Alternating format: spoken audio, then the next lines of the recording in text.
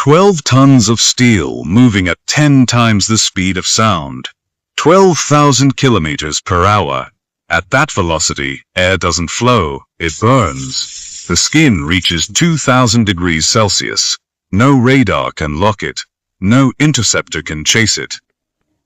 No defense system on Earth can compute a firing solution in time. China has one. The DF-17. Russia claims one. The Zircon. America has spent $20 billion and still hasn't fielded one. In 2024, India tested theirs. One flight, Mach 10, Bullseye.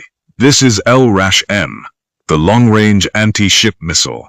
India's carrier killer, no joint venture, no foreign partner. Designed, built, and tested on Indian soil. Here's the problem with going Mach 10. A scramjet, the obvious answer, needs continuous airflow. It's fragile, temperamental, and no nation has ever weaponized one. So DRDO chose a different path. Boost glide. But not one stage. 2. Stage 1 is a solid-fuel rocket booster, derived from the Sagarika submarine-launched ballistic missile, the same motor that arms India's nuclear submarines. It hurls 12 tons off the rail and past the atmosphere. Stage separation. The booster falls away.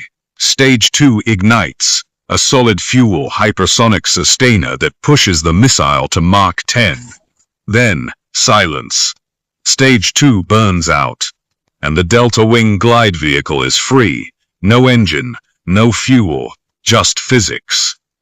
A swept-wing glider wrapped in a carbon-silicon carbide heat shield, a ceramic skin that holds at 2,000 degrees, while the vehicle skips across the upper atmosphere like a stone across water. Each skip trades altitude for distance. Each skip sustains Mach 5. 2 stages of fire, then a ghost that glides. 1,500 kilometers. That's the current kill radius. The extended variant, 3,500. From Indian soil, that covers the entire South China Sea. A Chinese carrier battle group, 6 destroyers, 2 submarines, 1 carrier worth $9 billion, detects nothing. The glide vehicle descends in terminal phase. At 50 kilometers from the target, the heat shield ejects. The SAR-Seeker activates. X-band synthetic aperture radar. It builds a live picture of the target in any weather, through any jamming, and locks a moving ship at sea. The glide vehicle adjusts. Not a ballistic arc, a skip glide path that changes direction with every bounce. The warhead arrives at Mach 5.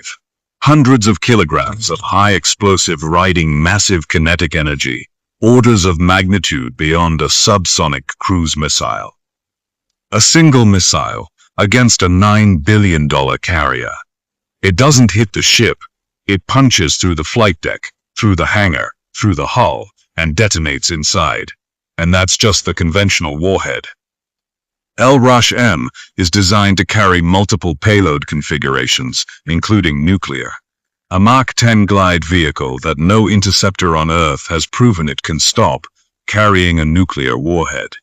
That's not an anti-ship missile. That's a second strike weapon. Here's why no existing defense works. A ballistic missile follows a predictable arc. Track the launch. Calculate the curve. Fire an interceptor. LRASH-M doesn't arc. It skips. Each atmospheric bounce changes the trajectory. The Delta Wings pull lateral maneuvers at hypersonic speed, turns that would tear any manned aircraft apart. China's HQ-9 cannot track it. America's Aegis struggles to compute it. The SM-3 interceptor, designed to kill ballistic warheads in space, is useless against a target that never stays in space. The terminal defense window is measured in seconds. No human decision loop fits inside that window. And it's not just land-based. Ship-launched and air-launched variants are already in development. A destroyer, a Sukhoi, a TEL truck on a coastal highway. Any platform becomes a carrier killer. 2001. DRDO sanctions the HST-DV program, the Hypersonic Technology Demonstrator Vehicle, a scramjet test platform. The goal: prove India can sustain hypersonic flight. Years of wind tunnel work, material science. Propulsion design. June 2019. HST-DV rides an Agni booster off APJ Abdul Kalam Island. The mission doesn't go as planned. The booster underperforms. DRDO releases a cautious statement. The world's defense analysts write the obituary. India's hypersonic ambitions are dead. September 2020. They try again.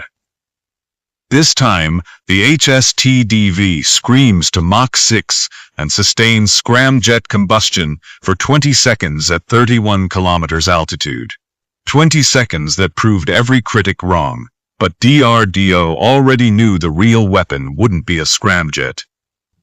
It would be a glider. They'd been building LRASH-M in parallel, and by 2022 the design was finalized.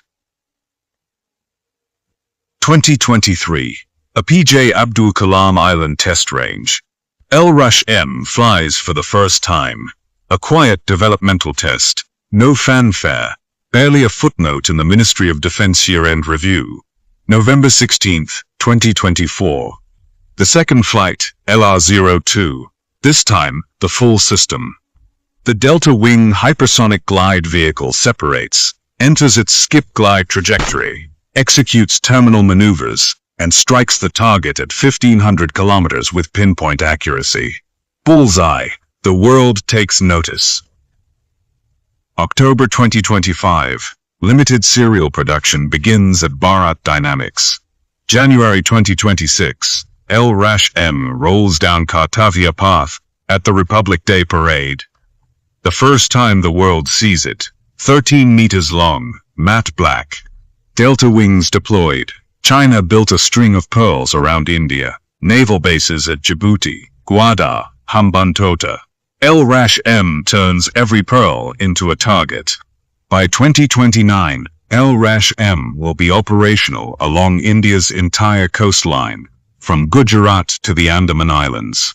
Every carrier group within 3,500 kilometers, on notice. APJ Abdul Kalam spent his life asking one question: when will India stop borrowing and start building? LRASH-M is the answer.